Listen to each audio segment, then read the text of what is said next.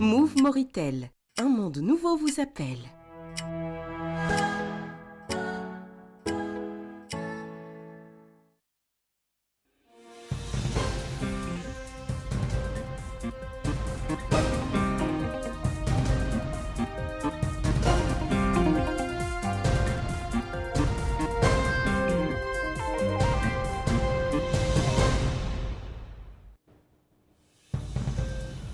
Le président de la République, président de l'Union africaine, félicite le président américain à l'occasion de son investiture.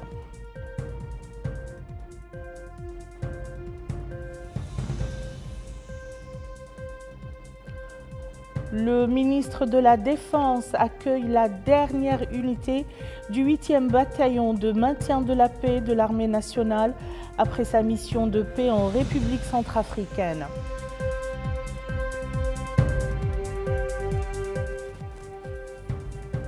Signature d'une convention entre le ministère de l'Action sociale et le département de la Santé pour fournir des soins gratuits aux patients vulnérables.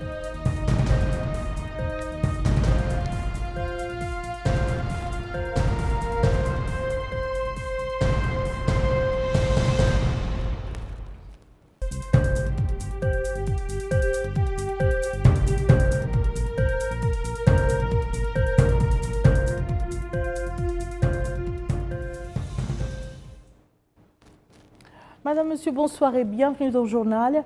Le président de la République, président en exercice de l'Union africaine, Monsieur Mohamed Ould Cheikh El Ghazouani, a adressé aujourd'hui un message de félicitations au président des États-Unis d'Amérique, son Excellence Monsieur Donald Trump, à l'occasion de sa prestation de serment comme président des États-Unis d'Amérique. Le président de la République a adressé en son nom propre et au nom de la République islamique de Mauritanie ses chaleureuses félicitations et ses meilleurs vœux à son Excellence M. Donald Trump, lui souhaitant bonne santé et bien-être, ainsi qu'à son pays ami plus de progrès et de prospérité.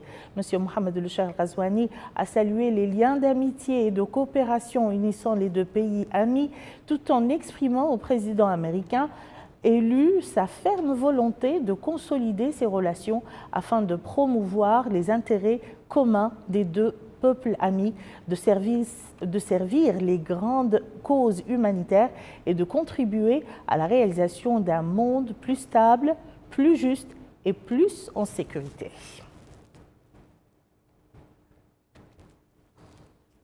Le président de l'Assemblée nationale, M. Mohamed Bamba Maguette, s'est entretenu ce matin dans son bureau au siège de l'Assemblée nationale à Nouakchott avec M. Mansour Ndiaye, représentant résident du programme des Nations Unies pour le développement PNUD en Mauritanie.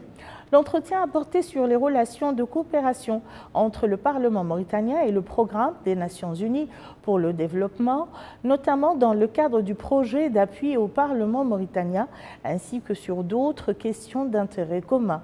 L'entretien s'est déroulé en présence du député Mohamed Abdallahi Ould Elmami El Ghailani, de M. Mohamed Yahya Haï, chargé de mission à l'Assemblée nationale, et de M. Sidi Khalifa, expert au ministère de l'Économie et des Finances.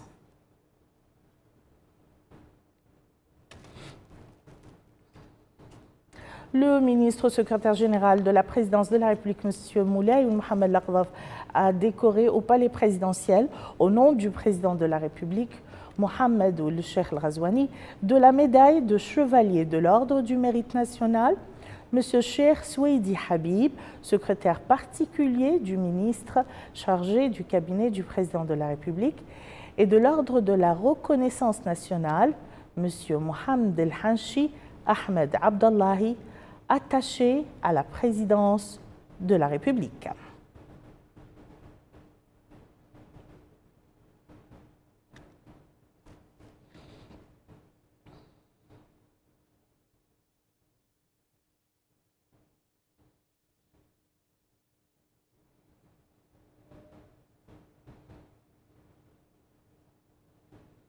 Le dernier contingent du 8e bataillon de l'armée nationale participant aux opérations de maintien de la paix de l'ONU en République centrafricaine est rentré hier soir de la ville de Bambari où il était stationné pendant un an dans le cadre des opérations de maintien de la paix de l'ONU dans ce pays africain frère. Le point avec Aminata Khan. Le dernier contingent du 8e bataillon de l'armée nationale a regagné le territoire national hier soir après avoir participé aux opérations de maintien de la paix de l'ONU en République centrafricaine. Ce contingent a été accueilli à son arrivée par le ministre de la Défense des retraités et des fils des martyrs, Hanana Ould-Sidi, accompagné du chef d'état-major général des forces armées, le général de brigade Mohamed Val Ould Raes. Le colonel Sidi Mohamed Ould Hadid, directeur du département de la communication des relations publiques à l'état-major général des forces armées, a affirmé que la participation de l'armée nationale et de la gendarmerie depuis 2014 aux opérations de maintien de la paix en République centrafricaine a suscité l'admiration de tous les partenaires, notamment des autorités locales, des Nations Unies et des habitants des zones couvertes par notre pays dont nos forces armées ont apporté protection et confiance. Il a ajouté que le succès de ces contingents, dont leurs nobles missions, qui sont au cœur des missions de l'armée nationale, confirme l'efficacité et la réussite de l'approche de sécurité adoptée par les pouvoirs publics depuis plusieurs années. Il est à noter que le ministre de la Défense a transmis aux éléments du contingent les félicitations du président de la République, Mohamed Ould Cheikh El Ghazouani, dans le cadre des opérations de maintien de la paix de l'ONU pour leurs efforts précieux dans ce pays frère africain et pour leur discipline et leur comportement dans l'accomplissement de leur noble mission. Les travaux du 12e Forum consultatif pour l'amélioration de la pêche artisanale et pélagique dans notre pays se sont ouverts ce matin à Nouakchott. Ce projet vise à harmoniser ces pêcheries avec le principe d'exploitation durable et responsable afin de délivrer un certificat international de qualité aux produits mauritaniens de petits poissons pélagiques. Yad Ali Fall. La 12e session du projet d'amélioration des pêcheries de petits pélagiques dans notre pays, afin de respecter les normes internationales et pour la pérennité de cette ressource, était au centre de cet atelier. L'occasion pour les ministres de la Pêche et des infrastructures portières de souligner que les petits pélagiques sont prisés par les consommateurs et le manque de leur protection peut avoir des conséquences graves sur l'environnement, l'économie et peut provoquer leur rareté. Il a souligné que ces dernières années, les petits pélagiques ont fait l'objet d'une attention particulière de la part du département. De son côté, le directeur général du Centre de l'IMROP a rappelé le rôle écologique des petits pélagiques et souligné l'importance de la protection de cette espèce. Il a souligné que les petits pélagiques jouent un rôle important dans la protection de l'environnement marin, avant de conclure que cette rencontre sera l'occasion pour l'IMROP d'exposer devant les participants la politique exécutée par cet institut pour la protection de cette espèce. Véronique Diamé a de son côté déclaré: Nous sommes sensibles aux efforts concertés de gestion de la ressource dans un contexte, comme cela a été dit précédemment, préoccupant pour certaines catégories de petits pélagiques. Nous sommes dans ce contexte particulièrement attentifs à la mise en place du plan d'aménagement des petits pélagiques. Nous sommes également sensibles aux éléments du plan de travail du FIP pour 2025, tels qu'ils ont été présentés tout à l'heure. Les participants ont pu suivre au cours de cette première journée des exposés se rapportant au thème de l'atelier. La ministre de l'Action sociale, de l'Enfance et de la Famille, Mme Safiya Mtentaha, a supervisé la signature d'une convention entre son ministère et le département de la Santé. Cet accord, d'une durée de 6 mois, vise à déterminer les modalités appropriées permettant à l'hôpital national de prendre en charge les patients vulnérables sans revenus et ne bénéficiant d'aucune aide sociale ni assurance maladie.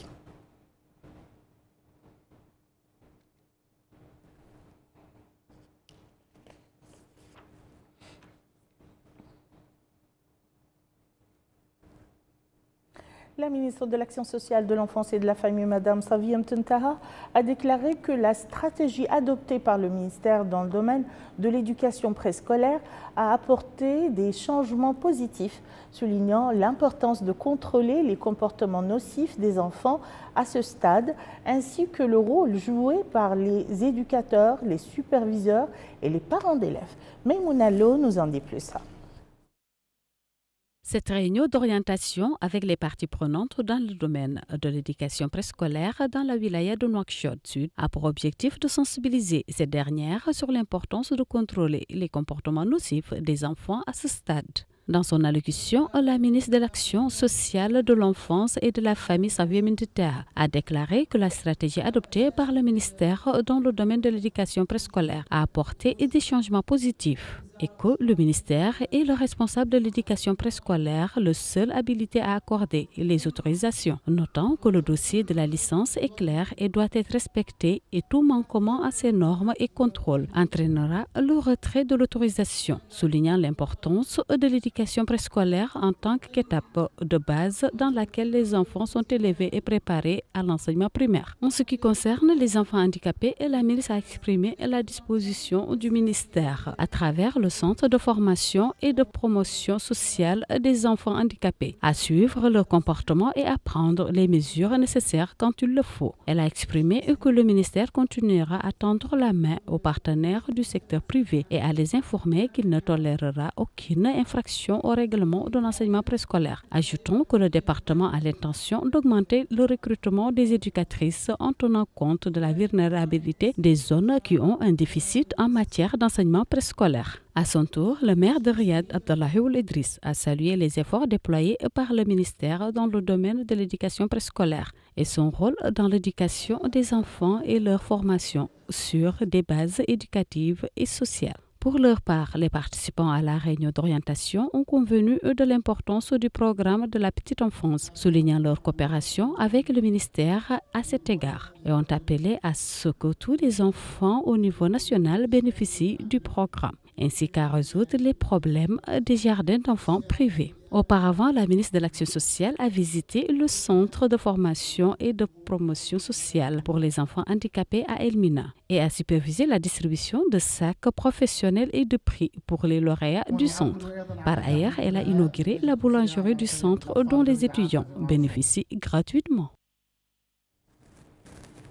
Pour la deuxième journée de la conférence africaine pour la promotion de la paix, les intervenants ont planché sur la thématique femmes et jeunes et le rôle pour la promotion de la paix dans le monde.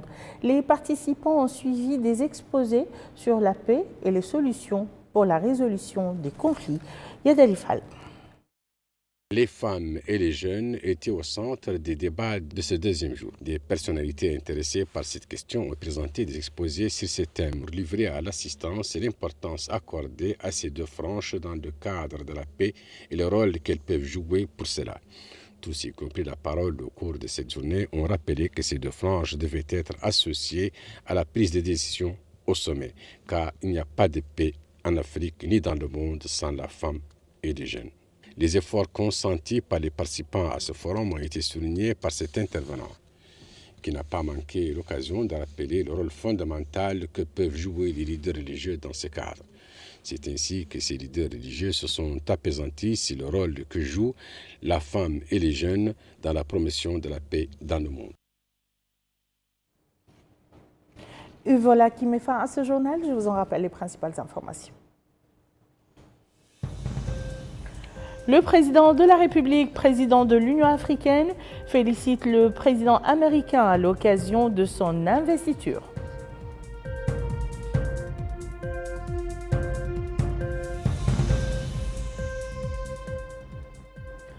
Le ministre de la Défense accueille la dernière unité du 8e bataillon de maintien de la paix de l'armée nationale après sa mission de paix en République centrafricaine.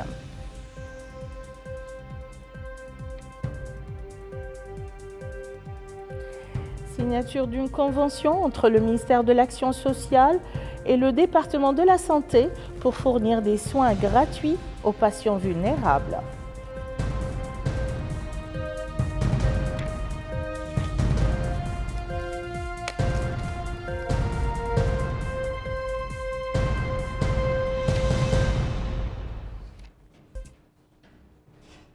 Merci, Madame, Monsieur, de nous avoir suivis. À très bientôt, Inch'Allah.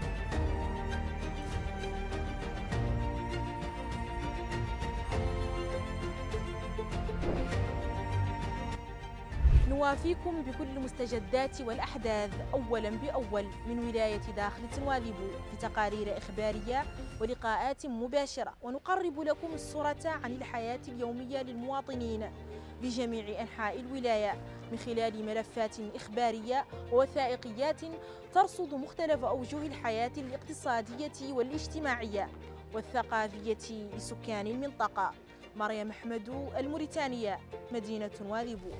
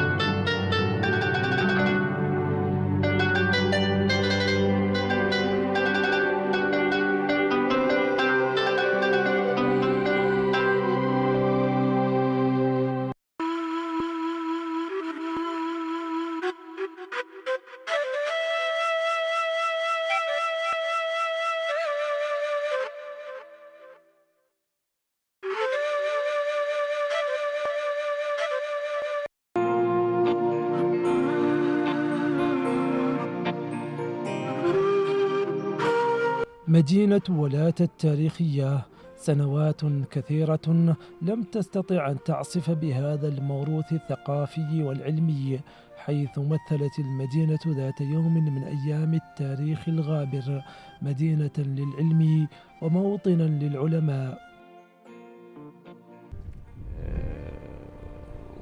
مدينة ولاة مدينة قديمة فيها حضارات، خالصة إلى حضارات وثقافات،